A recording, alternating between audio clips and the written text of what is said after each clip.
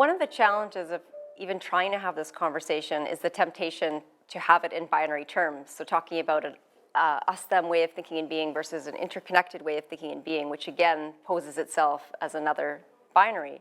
So one of the challenges is how do we step beyond that to understand that we live in a time where both of these are coexisting and fundamentally are therefore in relationship and are in relationship in our lives, I would argue, every day.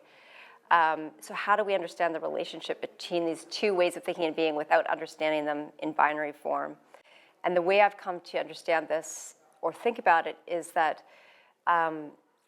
if we take Berger and Luckman's concept of the canopy of understanding, which is the idea that worldviews form a canopy, which is a shared meaning of understanding, which is everything from the institutions that we live in to language that we agree on collectively as a society, but how that canopy also limits us from imagining other ways of thinking and being with each other.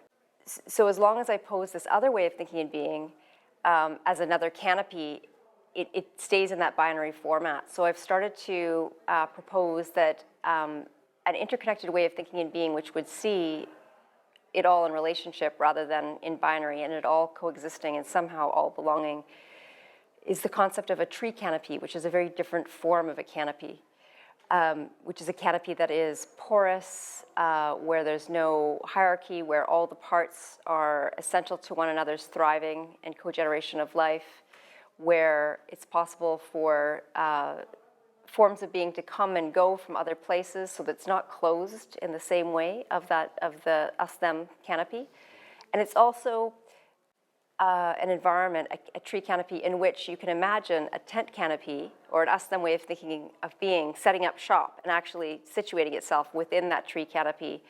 And in fact, that's very much what settler colonialism has been, is the establishment and setting up of one way of thinking and being in a way that takes up space and negates and denies what was already, like many forms of Indigenous law here in Canada, and ways of life and ways of being.